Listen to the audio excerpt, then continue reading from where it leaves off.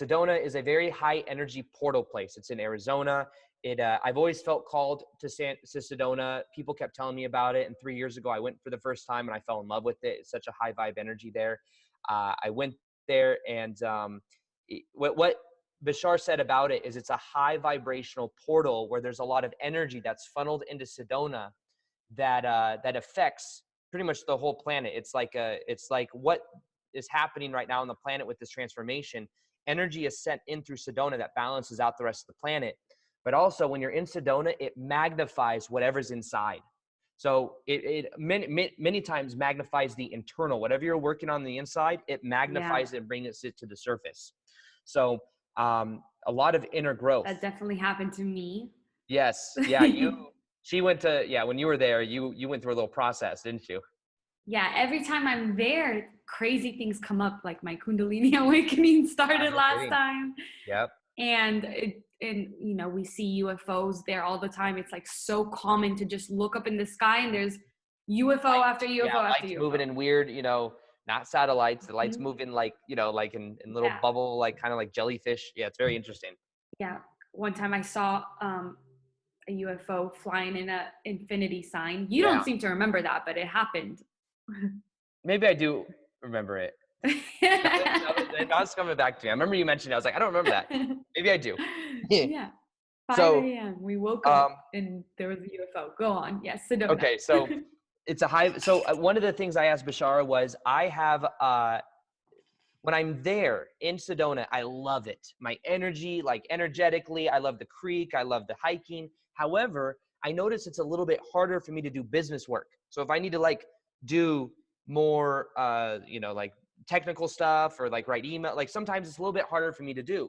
So one of the questions I asked Bashar was, is it a negative belief that I have about Sedona, or is it the energy there that makes it kind of difficult for me to do business stuff, whereas I mainly want to do internal stuff? And he said that it may be a little bit of a negative belief, but so I may need to redefine it so that I can work easier there.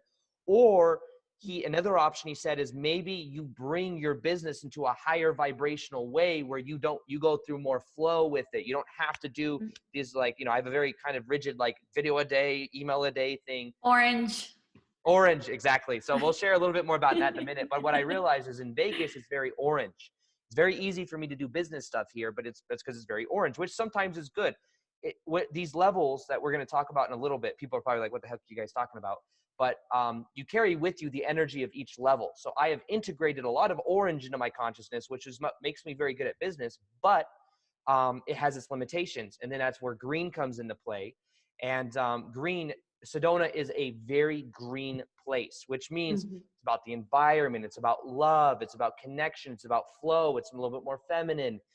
This is like a green level of consciousness, being an environmentalist, So what I noticed though, is that it's very easy to do that. So what Bashar said is maybe you bring your business into that green mentality and it helps you with there. And maybe you find a whole new passion of something you love to do in Sedona, which I think might be me running retreats or doing live events in Sedona. So, I'm in the process of buying this really cool, nice house that you've already seen pictures of at least. That might do retreats there. There's many options, but that was kind of coming to me. Another thing that we talked about was, we talked a lot about the ET stuff. I don't know how much of that you want me to share here. All of it. Okay.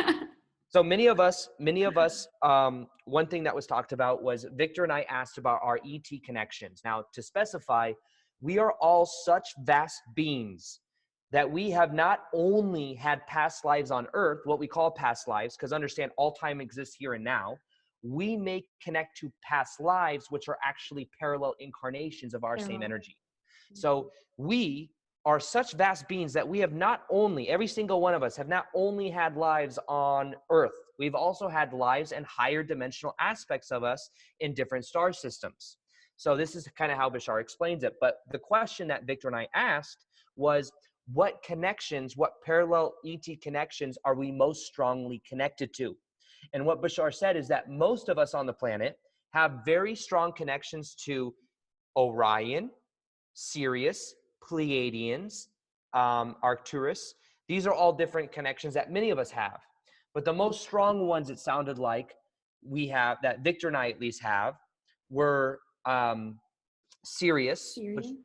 was Syrian, which actually what Bridget Nielsen, who we, is our friend in Sedona, she kept telling me, oh, you have a very strong connection to Sirius. And I was like, really? I never really, looked that much into it, but I do have a very strong connections to dolphins, and dolphins and whales are connected to Sirius energy. What Bashar actually said is that the dolphins and Sirius, the dolphins and whales are telepathically connected to the beings in Sirius, and they bring through that energy on Earth, which I thought was very interesting.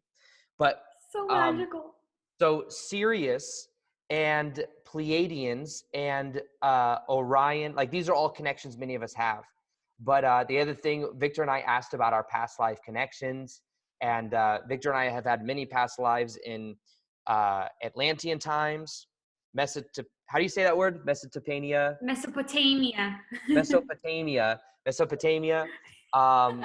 Greece, Native American, South American, Eastern Asian. We had a lot.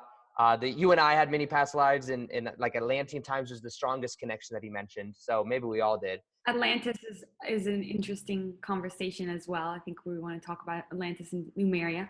And I think it's very important. I think it's very important that everybody knows that we are co-parents. I didn't know you were going to want to go there. Did you really want to talk about that? I mean, we can just say it.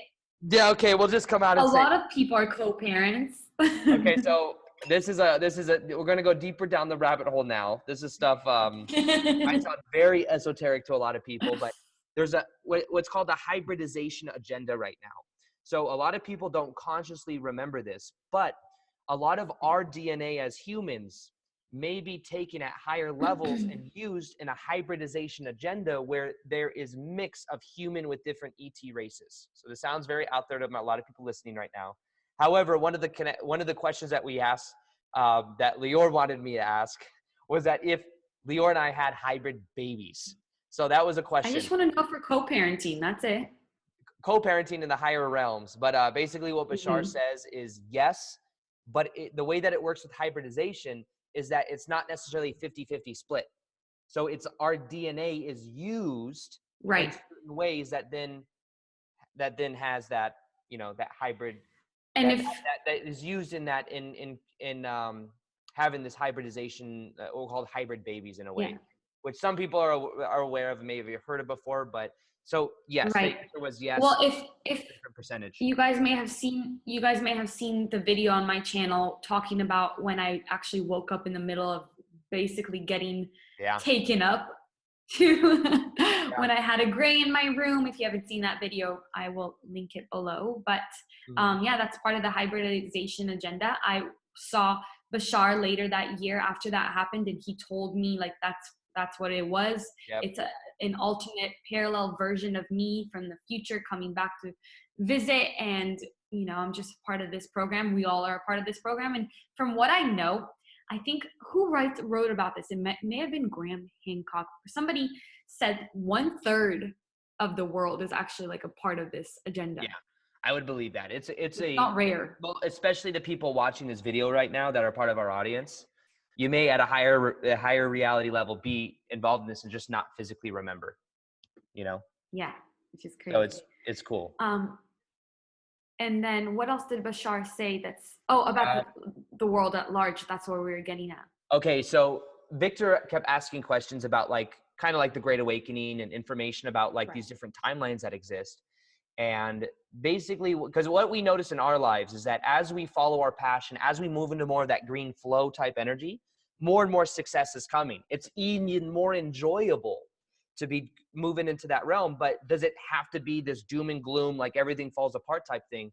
And what Bashar said was there's many timelines that exist of this Great Awakening and what's happening. And as we shift our energy, we shift to the collective that matches our vibration. So even though we may be able to look out into the world and see that, yes, there's still chaos happening. There's still the media, promoting all this stuff. As time goes on, what's going to happen is we are going to become more and more on the timeline that we prefer to be on. And what's going to happen is other people may be on other different timelines. We will interact with them less and less.